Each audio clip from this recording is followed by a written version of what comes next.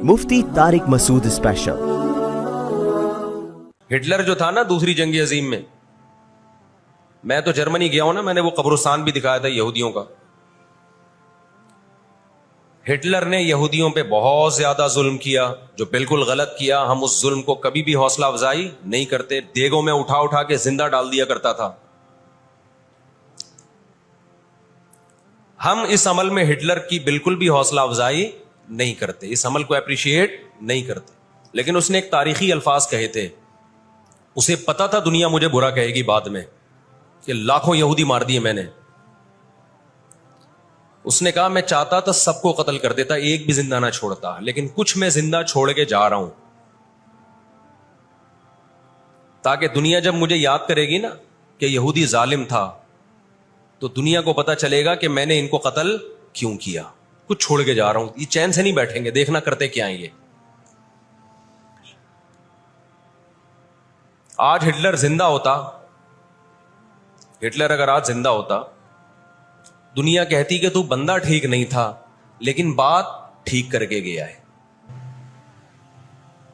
1 अरब से ज्यादा मुसलमान है, 1 अरब से ज्यादा। और यहूदी कितना है? 1 करोड़ भी मेरा ख्याल है नहीं होगा। लेकिन ये 1 अरब से ज्यादा मुसलमान किसके कंट्रोल में है? और मैं आपकी इत्तला के लिए अर्ज करूं, इस वक्त इसराइल अमेरिका का गुलाम नहीं है, खूब समझ लें। अमेरिका की गिच्ची किसने पकड़ी हुई है? इसराइल ने पकड़ी हुई है। इंडिया, इसराइल इंडिया का गुलाम नहीं है, इंडिया की गिच्ची पकड़ी हुई है किसने? गिच्ची समझते हो? गिच्ची यहां से पकड़ के ना बंदा हिल ना सके। छोटा सा मुल्क है, साजिशों की वजह से, ताकत की वजह से नहीं, मक्कारियों और साजिशों की वजह से दुनिया को कंट्रोल में किया हुआ है। साजिशें किसे कहते हैं? एक बहुत ताकतवर आदमी जो आपके कंट्रोल में ना हो, आप उसके किसी राज पे मुत्तले हो जाएं, उसे किसी बुराई में डालें और खुफिया वीडियो बना लें आप, और बोलें जो मैं कह रहा हूं करता रहे वरना ये वीडियो लीक कर दूंगा। वो इंतहाई पावरफुल आदमी भी कंट्रोल में किसके आ जाएगा? एक इंतहाई कमजोर आदमी के कंट्रोल में।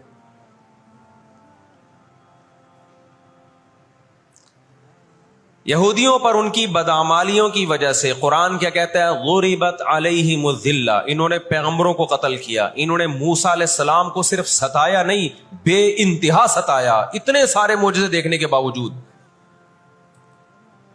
इन्होंने ईसा इब्ने मरियम को अल्लाह का बेटा कहा, ईसा इब्ने मरियम को माज़ अल्लाह वलदुज़्ज़िना कहा। हालांकि इनकी अपनी किताबों में आज तक ईसा इब्ने मरियम की गवाही, उनके नबूवत के अलामात मौजूद हैं। आपको पता है यहूदी मदीना में क्यों आबाद हुए? आखिरी नबी के इंतजार के लिए। वरना मदीना और यहूदियों का आपस में कोई लिंक बनता नहीं है। ये लोग जाया करते थे सफर करके, रास्ते में मदीना का नखलिस्तान था।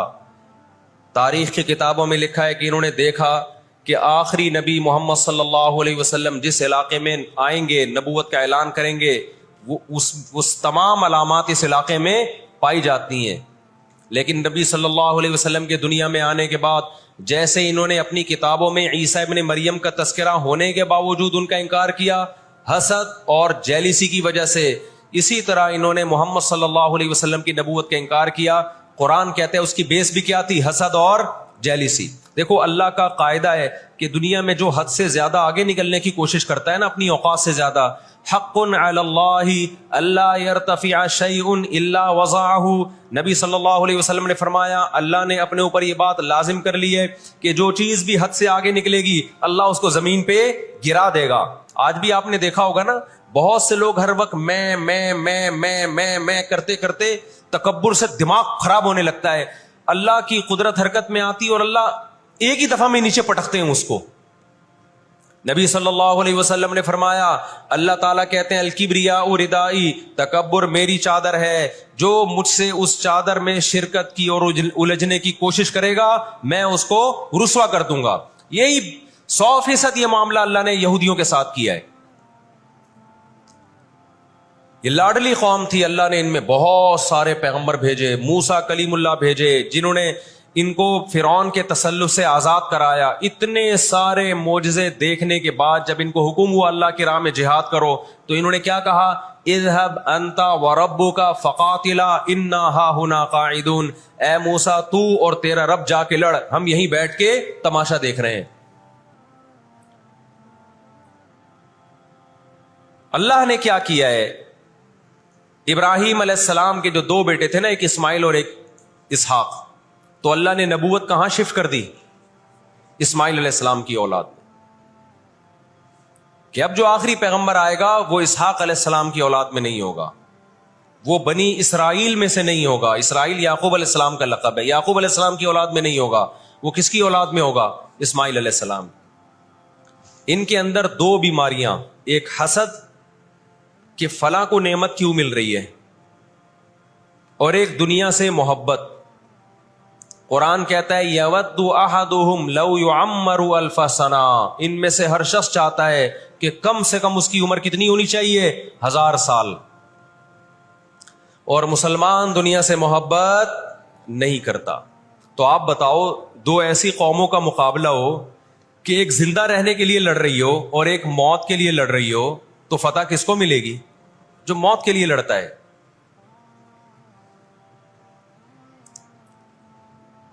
پہلے حضرت عیسیٰ علیہ السلام کا انکار کیا, اللہ نے عیسیٰ علیہ السلام کو ماں کی گود میں زبان دی کہ میں ولد الزنا نہیں ہوں. انہوں نے وہ معجزے اپنی آنکھوں سے دیکھے, مگر کیوں نہیں مانا, اس لیے کہ اپنی چودراہٹ جا رہی تھی. جب مذہبی چودراہٹ انسان میں آتی ہے نا, وہ بہت خطرناک ہوتی ہے, کیونکہ مذہب میں عزت بہت ملتی ہے. ہم نے بڑے بڑے علماء سے سنا تبلیغ میں عالم کے لیے 1 سال رکھا ہوا ہے, غیر عالم کے لیے نہیں رکھا ہوا.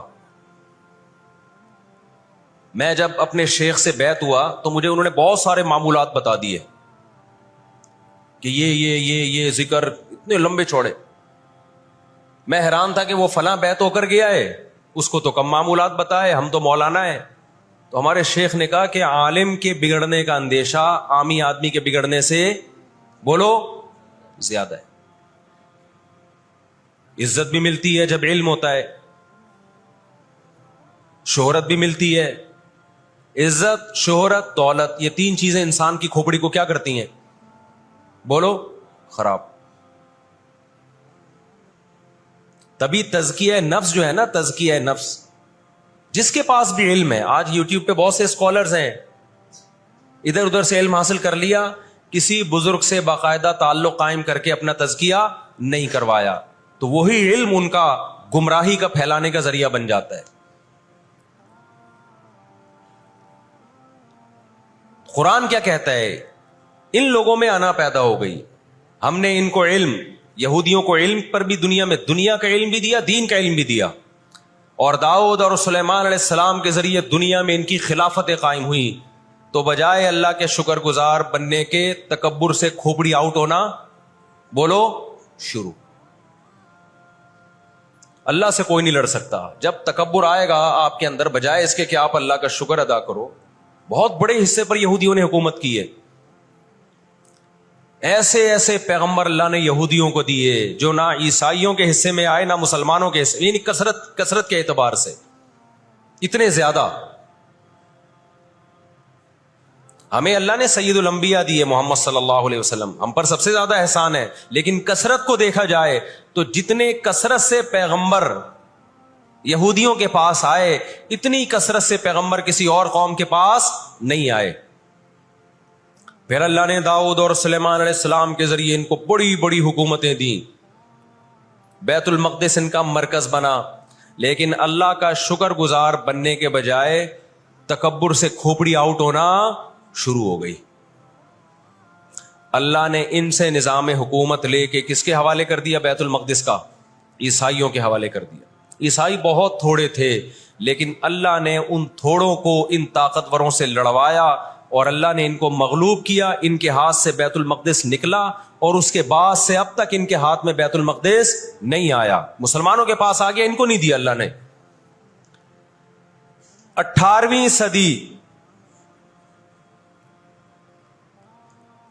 صدی کے شروع میں 19ویں 17ویں صدی کے اینڈ میں، سن 1900 کی بات کر رہا ہوں میں، 1901 1902 کی، اس سے بھی کچھ ٹائم پہلے یہ دنیا میں بکھرے ہوئے تھے، دنیا میں کسی کو ان سے دشمنی نہیں، لیکن دنیا میں جہاں بھی گئے کبھی ایسا نہیں ہوا کہ انہوں نے سازشیں ترک نہ کی ہوں۔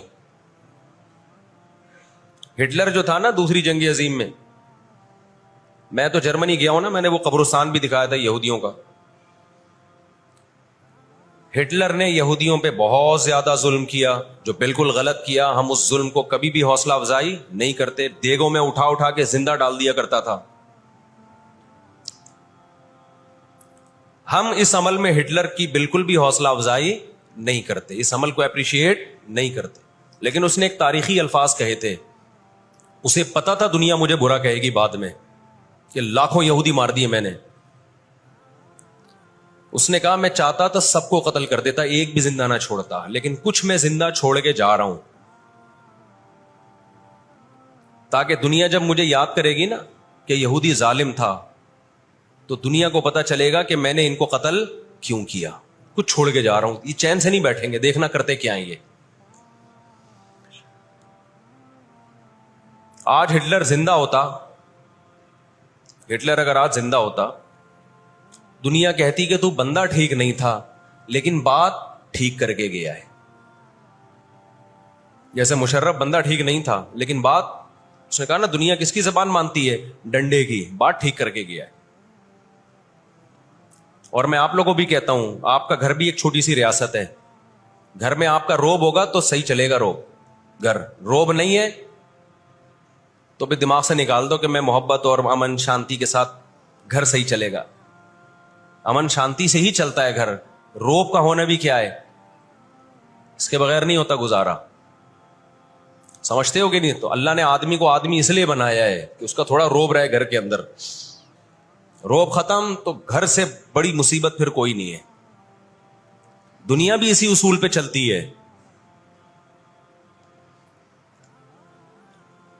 تو 17ویں صدی کے آخر میں ان کو خیال ہوا کہ ہم اتنے سکون سے بیٹھے ہوئے ہیں، اب تک دنیا میں کچھ الٹا پلٹا ہوا کیوں نہیں ہے؟ ان کو خیال ہوا یہودیوں کو۔ قرآن نے ان کے بارے میں کیا کہا؟ ضربت علیہم الذلہ، ہم نے ان پر ذلت کو دے مارا ہے۔ آپ کو پتا ہے کہ یہود کا لفظ اتنی بڑی گالی دنیا کے لیے بن گیا تھا۔ ایران میں بہت زیادہ یہودی ہیں، پتا ہے آپ کو؟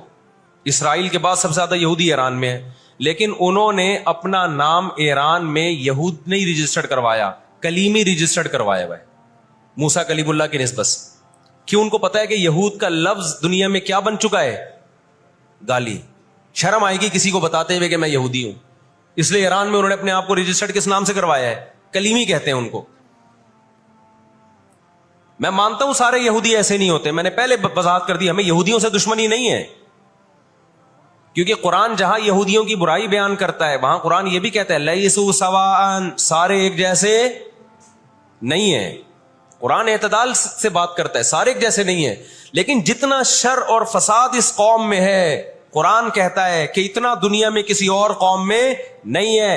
لَتَجِدَنَّ أَشَدَّ النَّاسِ عَدَاوَةً لِلَّذِينَ آمَنُوا الْيَهُودَ، اللہ کہتے ہیں تو مسلمانوں کا سب سے بڑا دشمن، دنیا کی جتنی قومیں ہیں ان میں سب سے بڑا دشمن کس کو پاؤ گے؟ یہود کو پاؤ گے، اس کے بعد مشرکین کو پاؤ گے، اور اسلام کے سب سے زیادہ قریب تم کس کو پاؤ گے؟ نصارہ کو، عیسائیوں کو پاؤ گے۔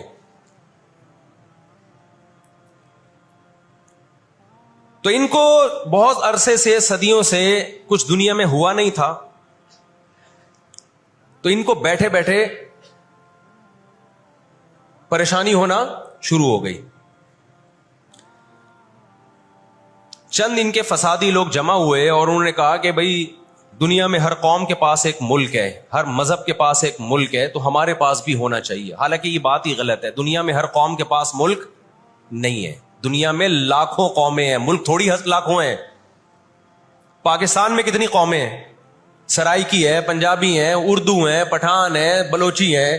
اگر قومیت کی بیس پہ ملک بنانا شروع کر دیں پھر تو ایک ایک انچ کے ملک وجود میں آئیں گے، پھر سرائکیوں میں جائیں گے تو سرائکیوں میں 20 قومیں ہیں، پٹھانوں میں جائیں گے, پٹھانوں میں 40 قومیں نکلیں گی. مہاجروں میں جائیں گے, ان میں صدیقی الگ ہے, ہاشمی الگ ہے, 20 قسم کے, بہاری الگ ہے. وہ تو قوم در قومیں بٹتی چلی جائیں گی. انہوں نے کہا دنیا میں ہر مذہب کے پاس ایک ملک ہے. حالانکہ یہ بات بھی سکھوں کے پاس کوئی الگ ملک ہے, کوشش کر رہے ہیں وہ بنانے کی, لیکن اب تک کی رپورٹ کے مطابق نہیں ہے. بہت ساری دنیا میں مذہب ہے جن کے پاس کوئی کنٹری. مذہب کی بیس پہ حکومت دنیا میں 3 قوموں نے کی ہے, مذہب کی بیس پہ, جو آسمانی مذاہب ہیں, یہود, عیسائی اور مسلمان. پہلی جنگ عظیم ختم ہونے والی تھی, دنیا امن و امان کی طرف آ رہی تھی, ان کو وہ دنیا کا امن پسند نہیں آیا. انہوں نے جناب طے کیا کہ ہمیں ایک ملک ملنا چاہیے. ان کے بڑے بیٹھے, کسی نے کہا افریقہ میں ہونا چاہیے, کسی نے کہا فلاں جگہ ہونا چاہیے, کسی نے کہا فلاں جگہ ہونا چاہیے. ان میں چند شرارتیوں کو خیال آیا کہ اگر ہم کسی بھی ملک میں کسی بھی زمین پہ اناؤنس کریں گے نا یہاں ہم نیا کنٹری بنانا چاہتے ہیں, تو ہمارے یہود خود اس پہ آمادہ نہیں ہوں گے. اس لیے کہ جو شخص کسی ملک میں سکون اور اطمینان کے ساتھ رہ رہا ہے, کوئی یہودی, تو وہ کیوں آئے گا ہجرت کر کے وہاں پہ؟ سمجھ میں آ رہی ہے بات؟ بھائی آپ کسی کنٹری میں امن اور سکون کے ساتھ ہو, اعلان ہوتا ہے ان لوگوں کے لیے وہاں الگ ملک بن رہا ہے, تو آپ کہو گے مجھے جانے کی کیا ضرورت ہے جب میں یہاں سکون اطمینان سے ہوں, مجھے تمام حقوق حاصل ہیں. یہودیوں کو پوری دنیا میں ہر قسم کے حقوق حاصل تھے, اور سب سے زیادہ یہودیوں کے ساتھ اچھا سلوک مسلمان خلفاء نے کیا ہے. یہودی خود اس کے معترف ہیں کہ مسلمانوں کی اور ہماری جنگیں وہ بنو قریظہ اور بنو نذیر کے بعد, وہ جو مدینہ کے دور میں, اس کے بعد کبھی بھی نہیں ہوئی ہیں. مسلمانوں کی لڑائیاں یا تو اہل فارس سے ہوئی ہیں, ایران جو پہلے کا ایران تھا, یا عیسائیوں سے ہوئی ہیں, یہودیوں سے جھڑپیں نہیں ہوئی ہیں. تو ان کو خیال ہوا بیٹھے بیٹھے کہ ہمیں الگ ریاست چاہیے. مختلف جگہوں کا سلیکشن ہوا, سب ریجیکٹ ہو گیا. تو صہیونیوں کو خیال آیا کہ اگر ہم بیت المقدس کا نعرہ لگاتے ہیں کہ ہمیں بیت المقدس دوبارہ چاہیے, یہ ہمارے آباء و اجداد کا وطن ہے, تو الگ ریاست کا منجن بہترین طریقے سے بک سکتا ہے. مذہبی لوگ جہاں لوگوں کو صحیح گائیڈ کرتے ہیں, خوب سمجھ لو مذہب کے نام کا منجن بھی مذہب میں ہی بکتا ہے. آج بھی ایسا ہو رہا ہے. بہت سی مذہبی تحریکیں لیبل کس کا لگا رہی ہوتی ہیں, اسلام میں بھی ایسا ہی ہے. جہاں اسلام میں آپ کو اچھی تحریکیں ملیں گی, وہاں ایسی تحریکیں بھی ملیں گی کہ لیبل کس کا لگایا جا رہا ہوتا ہے, مذہب کا, اور مقصد اس کے پیچھے دنیاوی مفاد ہوتے ہیں. اس کو سمجھنے کی ضرورت ہے. ہمارے یہاں جہاں بھی نعرہ لگ جائے نا مذہب کا, تو لوگ سارے گدھے گھوڑوں کی طرح اکٹھے ہو جاتے ہیں. یہ نہیں دیکھتے کہ اس کے پیچھے اس کے مقاصد کیا ہیں.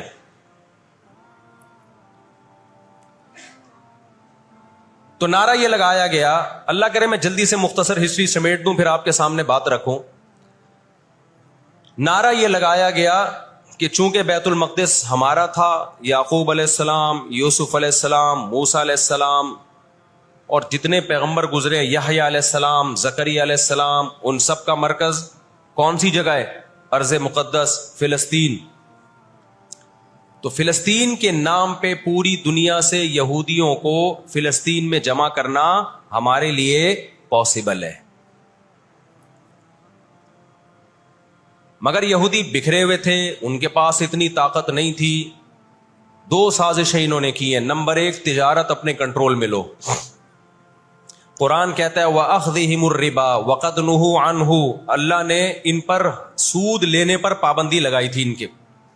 انہوں نے دنیا کو سود کے نظام میں لپیٹ دیا. پوری دنیا کی دولت مرتکز ہو کے کس کے پاس آنے لگی؟ یہودیوں کے پاس. مذہبی ریاست بنائی جا رہی ہے. اس کی مثال ایسے ہے جیسے ہم مسجد بنا رہے ہیں اور بندوق ہاتھ میں لے کے لوگوں کو ڈکیتیاں کر کے پیسہ لاؤ, جتنا پیسہ بنے گا, جتنا پیسہ اکٹھا ہوگا ہم اسے کیا بنائیں گے؟ مسجد بنائیں گے. تو اس سے صاف پتہ چل جائے گا بھائی تیرا مقصد مسجد بنانا نہیں ہے, مسجد کے نام پہ منجن بیچنا ہے. سمجھ میں آ رہی ہے بات کہ نہیں آ رہی؟ لیبل مسجد کا لگ رہا ہے اس کے پیچھے, کیونکہ جو مسجد جو بنانا چاہتا ہے وہ کبھی بھی حرام پیسے سے مسجد نہیں بنائے گا. تورات میں آج تک سود کی حرمت موجود ہے, اور قرآن نے بیان کیا کہ ان کو ہم نے سود لینے سے منع کیا, لیکن انہوں نے سود لینا شروع کر دیا. بڑے بڑے بینک آج کس کے پاس ہیں؟ ان کے تانے بانے سارے کس سے جا کے ملتے ہیں؟ یہودیوں سے. بیٹھے بیٹھے پیسہ جمع کرنا شروع کیا. تبھی تو میں کہتا ہوں یہ جو بڑے بڑے جنرل اسٹور بنے ہوئے ہیں نا, مال بنے ہوئے ہیں, جو بینکوں سے سودی قرضہ لے کے کروڑوں روپے پھونک دیتے ہیں, اس کے بجائے نا اپنے ان غریب دکانداروں کے پاس جایا کرو جو اپنے باپ کی کمائی سے, وراثت کے پیسوں سے دکان بنا کے بیٹھے ہوئے ہیں. یہ جو سودی نظام ہے نا, سودی نظام, اس سے دنیا کی دولت مرتکز ہو کے چند ہاتھوں میں جاتی ہے, پھر وہ چند ہاتھ ہی آپ کے باپ بن کے بیٹھتے ہیں دنیا میں. جب سے یہ بڑے بڑے سٹورز بننا شروع ہوئے ہیں, مال بننا شروع ہوئے ہیں, یہ چھوٹے موٹے دکانداروں کی جو حلال کی آمدن تھی, ان کی جو بینکوں سے قرضے نہیں تھے, جو دادے پردادے سے محنت کر کے آ رہے تھے اور اب اتنا جمع کیا کہ ایک دکان بنا لیں, وہ سارے ایک طرف رہ گئے. اور ایک سرمایہ دار اٹھتا ہے بینکوں سے اربوں روپے کا قرضہ لے کے ایک بہت بڑی بلڈنگ بنا دیتا ہے اور بیٹھ کے نوٹ چھاپتا ہے. وہ یہ کون سا ان کی خون پسینے کی کمائی ہوتی ہے؟ تو اس عذاب میں دنیا کو کس نے دھکیلا؟ سودی نظام میں. بولو, یہودی نے دھکیلا ہے. ان کے شاطر دماغ نے کام کیا کہ پوری دنیا کی معیشت کس کے کنٹرول میں لے کر آؤ؟ اپنے کنٹرول میں. آج اگر حاجی, ہم یہاں سے حج کرنے جاتے ہیں نا, میں نے ایک دفعہ سعودی عرب میں کسی سے پوچھا کہ یہودیوں کو یہ کھٹکتا نہیں ہے, اتنے لاکھ لوگ آ رہے ہیں, 40 لاکھ 50 لاکھ لوگ حج کر کے جا رہے ہیں, ان کو کھٹکتا نہیں ہوگا اتنی اللہ نے مسلمانوں کو عزت دی؟ انہوں نے کہا ان کو نہیں کھٹکتا, یہ چاہتے ہیں کہ 40 لاکھ کے بجائے 80 لاکھ لوگ حج کیا کریں. وجہ اس کی ہے کہ وہاں سارا مال ان کی کمپنیوں کا بکتا ہے. میں سمجھا پا رہا ہوں اپنی بات؟ ساری پروڈکٹ کس کی بکتی ہیں؟ منجن انہی کا بک رہا ہے وہاں بھی. تو چاہتے ہیں 40 لاکھ کے بجائے کتنے لاکھ حج کیا کریں؟ 80 لاکھ حج کیا کریں. اللہ میاں نے حج کا جہاں تذکرہ کیا نا, وہاں تجارت کا بھی تذکرہ کیا ہے. لیس علیکم جناح ان تبتغوا فضلا من ربکم. مسلمان جب حج کرنے جاتے تھے تو تجارت بھی کرتے تھے, کیونکہ پوری دنیا سے مسلمان آ رہے ہیں. ایک ملک میں ایک چیز سستی ہے, دوسرے ملک میں وہ مہنگی ہے, تو اس ملک والا یہ سستی چیز لے گیا, یہ والا یہ سستی چیز لے گیا, دونوں پارٹیوں کو پیسہ مل رہا ہے, حج بھی ہو رہا ہے, پیسہ بھی مل رہا ہے. صحابہ کو خیال آیا کہ یہ تو ہم حج کرنے جا رہے ہیں, اس میں ہم بزنس بھی اگر کرتے ہیں تو ہمارے تو حج کا اجر ضائع ہو جائے گا. اللہ نے فرمایا نا نا نا نا نا, اگر تم حج کے ساتھ تجارت بھی کرو گے, تجارت کا فائدہ بھی ملے گا اور حج کا بھی پورا پورا ثواب ملے گا تمہیں. کیوں؟ اللہ چاہتے تھے کہ حج کے ذریعے معیشت بھی مسلمانوں کی مضبوط ہو. اللہ تھوڑی مسلمانوں کو کمزور دیکھنا چاہتے ہیں. آج حج مسلمان کر رہا ہے, گناہ بھی معاف کروا کے آ رہا ہے, فائدہ کس کو ہو رہا ہے؟ یہودی کو ہو رہا ہے. میں نے وہاں سعودی عرب میں کسی بڑے سے پوچھا, میں نے کہا یار آپ مسلمانوں کی پروڈکٹ یہاں کیوں نہیں بیچتے؟ انہوں نے کہا ایک دفعہ ہم نے پاکستان سے مرغی منگوائی تھی, چکن پاکستان سے منگوائی تھی تاکہ بلا شک و شبہ حلال ہو, ان سب کو پتا ہو کہ حلال ہے. ایک دفعہ بھیجی, اس کے بعد 2 نمبری کی ان لوگوں نے, تو سعودیہ نے بین کر دیا. آپ کے جتنے مسالے ہیں نا, میں نام نہیں لے رہا کمپنیوں کے, ایک ایک کا نام لے کے بتاتا. میں ابھی مسقط ایک ہفتہ رہا ہوں, میں نے وہاں دبا کے بد پرہیزی کی ہے. لڈو بھی کھائے, مٹھائیاں بھی کھائیں, بریانیاں بھی پھوڑی, ایک دفعہ پیٹ خراب نہیں ہوا. جرمنی گیا, پھوڑ پھاڑ کے آیا, پیٹ خراب نہیں ہوا. سعودی عرب گیا, پھوڑ پھاڑ کے آیا, پیٹ خراب نہیں ہوا. یہاں آیا ہوں, کھچڑی کھا کے پیٹ خراب ہو جاتا ہے. پتہ نہیں کیا کھلا رہے ہیں یار ہمیں. مسقط میں نے پوچھا یار یہاں پیٹ نہیں خراب ہو رہا؟ انہوں نے کہا یہاں آپ کے مسالوں پر پابندی ہے, پاکستان سے مسالوں پر یہاں کیا ہے؟ پابندی ہے, اس لیے پیٹ خراب نہیں ہو رہا. جرمنی میں مجھے وہاں لوگوں نے بتایا کہ جرمنی میں پاکستانی مسالوں پر کیا ہے؟ پابندی ہے, اس لیے پیٹ خراب نہیں ہو رہا. جہاں پاکستان سے مسالہ جائے گا لوگوں کے پیٹوں کی ایسی کی تیسی کر دے گا وہ. یہ ہے بزنس, سمجھ رہے ہو؟ پھر کچھ مسالے آ رہے ہیں وہاں پہ, لیکن ان میں وہ ٹیسٹ نہیں ہے جو یہاں ہے. وجہ کیا ہے کہ یہاں جو کیمیکل ڈل رہا ہے نا ٹیسٹ کے لیے, وہ کیمیکل کے بغیر جا رہے ہیں, پھر وہ ایکسپورٹ ہو رہے ہیں, اس لیے اس میں وہ ٹیسٹ نہیں, لیکن صحت نہیں خراب کر رہے. یہاں فوکس کیا جا رہا ہے ٹیسٹ کو. صحت گئی تیل لینے, اور آپ اور میں کھا رہے ہیں الحمدللہ, آتے ہی پیٹ خراب ہو گیا. خیر, تو یہود نے کس کو, اب دیکھو یہود نے بڑی ایمانداری سے بزنس کیا کہ ہم ایسی پروڈکٹ مارکیٹ میں بیچیں گے جو 1 نمبر ہوگی, اور بہت ساری سازشیں بھی کی, ایسی سازشیں ہوئی ہیں. انہوں نے دیکھا کہ جو مسلمان کمپنی بہت زیادہ آگے بڑھ رہی ہے نا, آپ کو یاد ہے پولکا کمپنی, ایک پولکا کے ہم آئس کریمیں کھایا کرتے تھے بچپن میں, عیدی ملتی تھی. ایسی بڑی بڑی کمپنیوں کو جب دیکھا نا ترقی کر رہی ہیں, منہ مانگی قیمت دے کے خرید کے بند کر دیا کہ ایک دفعہ انویسٹ کر دو, اچھا خاصا لگا دو پیسہ, لیکن ان کو آگے نہیں بڑھنے دو. اس کا نتیجہ یہ نکلا کہ دنیا غلام بنتی چلی گئی. اکنامکلی کس کی غلام بن گئی؟ آج امریکہ اسرائیل کو غلط کہہ کے بھی کس کا ساتھ دیتا ہے؟ مجھے یاد ہے چند سال پہلے امریکی صدر نے بیان دیا تھا اسرائیل نے یہ غلط کیا ہے, یونائٹڈ نیشن کے لا کی پابندی نہیں کی ہے, لیکن ہم پھر بھی کس کے ساتھ ہیں؟ پورے الفاظ بتا رہا ہوں میں, پھر بھی ہم کس کے ساتھ ہیں؟ مانتے ہوئے. اس کو پتا ہے, وہ اس کی مثال وہ 50-50 میں ایک آیا کرتا تھا نا, 50-50 میں ایک کلپ وائرل ہوا ہے کہ کمنٹری ہو رہی ہے کہ سلیم اللہ بہت اچھا کھیل رہا ہے اور کلیم اللہ تو کھیل ہی نہیں رہا. اب لوگ جو کمنٹری کرنے والا ہے اس سے کہہ رہے ہیں بھائی یا تو کھیل ہی نہیں رہا, وہ جو تماشائی تھے وہ چھوڑ کے جانے لگے تو غلط کمنٹری کر رہا ہے. اس نے کہا تم جہنم میں چلے جاؤ لیکن کھیل یہی صحیح رہا ہے, بھلے تم جاؤ. وہ انہوں نے کہا ہم گھر جا رہے ہیں, انہوں نے کہا تم گھر نہیں, تم جہنم میں جاؤ, لیکن یہی سلیم اللہ بہترین کھیل رہا ہے. پھر دکھایا کہ پیچھے بندوق رکھی ہوئی ہے کسی نے. تو اس وقت امریکہ کو گچی سے کس نے پکڑا ہوا ہے؟ طاقت امریکہ کے پاس زیادہ ہے, سازشیں کس کے پاس زیادہ ہیں؟ اسرائیل کے پاس ہے. معیشت پہ ایسا قبضہ کیا ہوا ہے, گچی سے پکڑا ہوا ہے کہ ہلنا نہیں. آج پوری دنیا میں فلسطینی نہتے ہو گئے. جب اسرائیل کے قیام کا اعلان کیا نا یہودیوں نے, تو دو کام کیے, میں جلدی سے بات کو سمیٹوں. ایک تو یہ کہ معیشت کس کے کنٹرول میں لو؟ سود کے ذریعے, بزنس کے ذریعے, حلال تجارت کے ذریعے اس طرح سے کنٹرول میں آتی نہیں ہے. وہ سود جو تمام مذاہب میں حرام ہے, عیسائیت میں بھی, یہودیت میں بھی, اسلام میں بھی, اس سود کو پروموٹ کیا دنیا میں, تاکہ سود کے ذریعے آپ اندرون سندھ جاؤ نا, بڑے بڑے زمینداروں نے ہاریوں کو, کسانوں کو اپنے کنٹرول میں لیا ہوا ہے سودی قرضے دے کے. وہ بیچارے ہل نہیں سکتے, ساری زندگی ان کے غلام بنے رہتے ہیں وہ.